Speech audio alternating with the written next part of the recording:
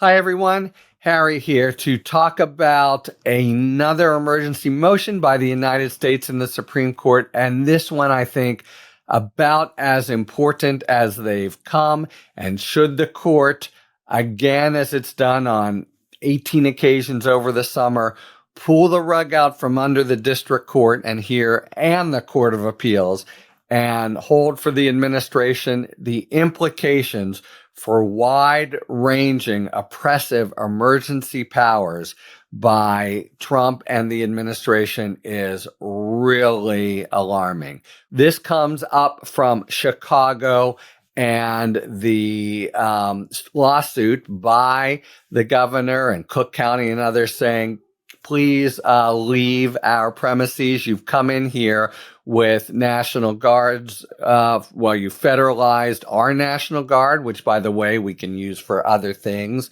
And you've brought in, because they've volunteered, the Texas National Guard, which is a situation fraught with potential for conflict. And you've roiled everybody up in a way that is, totally causing unnecessary problems.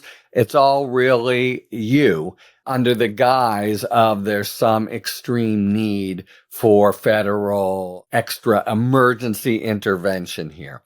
And the courts below rejected the administration's position in a way similar to what's happened in Portland, and that I've tried to emphasize is really a harbinger of something vital, and mainly because if it goes the other way, and that's the point we are at now in the U.S. Supreme Court, he can be off to the races with autocratic so-called emergency powers, the classic favorite tool of the tyrant. The law here is the same as they've been employing all over the country, not the Insurrection Act, but 10 U.S.C. 12406, which says a few things. It says whenever there is one of three situations. It doesn't say whenever the president determines there's one of these three situations.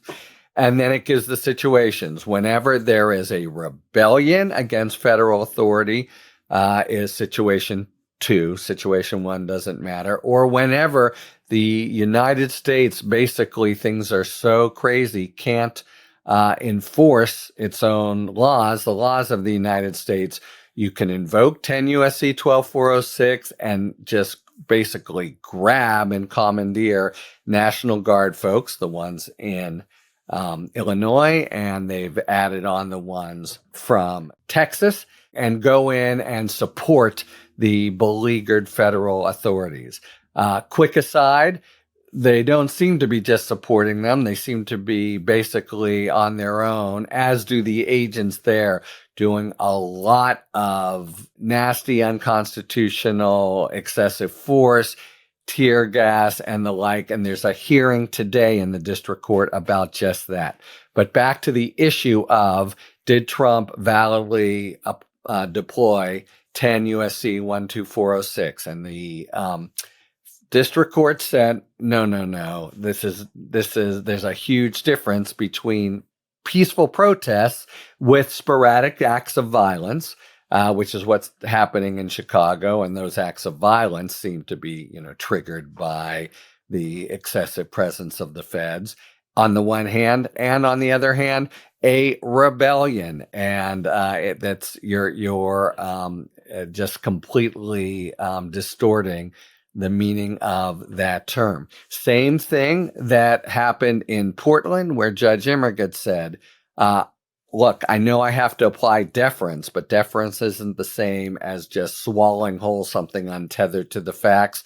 Here, too, peaceful protests plus sporadic violent acts shouldn't happen, crime, but something that the local authorities are very capable of handling. That does not a rebellion make. So the Seventh Circuit agrees with exactly that. So it's the first, that was the first Court of Appeals, which is why I was so buoyed by it, to say the same thing. This is not a rebellion. And it was at that point last Friday that the administration went running to its favorite saving point, the U.S. Supreme Court. And they're there now, and they filed this emergency motion that says a few things, any one of which, if the court agrees with, I'm here to tell you, would be a real opportunity for Trump to be off and running in many directions. Once you get this emergency power, you can deploy it far and wide, and in particular to elections and forcing things to happen in elections. Maybe you post a federal agent at every polling place and to have a chilling effect.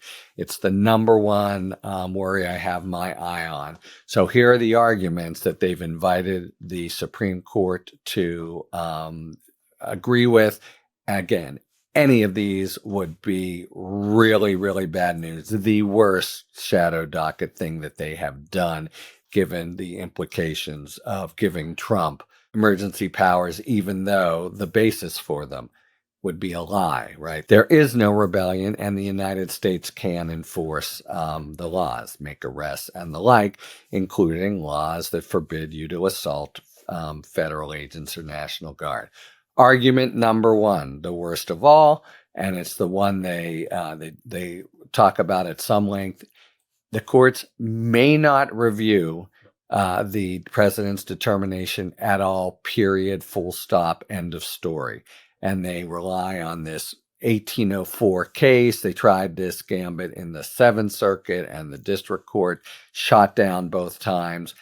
But they're taking the big play to the Supreme Court, saying, hold, that courts can't even look at this. So all the president needs to do is just say it, and you're off to the races with far-reaching emergency powers. And you have this, of course, huge problem that he's saying it, but he's lying, as he always does, and the law somehow is an ass if that is permitted. But that'll be, the first catnip, I think, for, say, the real right wing of the supermajority conservative court. Maybe Thomas or Alito bite on that. Who knows? Then they move into two or three arguments to say, even if there's some judicial review, we win because we get deference. That's for starters. And they first take up the third possibility of the United States can't enforce its laws. And they just try to say, they're coming in there and they're meeting some resistance, and that means we can't enforce the laws. It's some kind of substitution of there are obstacles there, and people screaming, and even occasional throwing stuff or whatever. That means we can't enforce the laws. That's complete nonsense.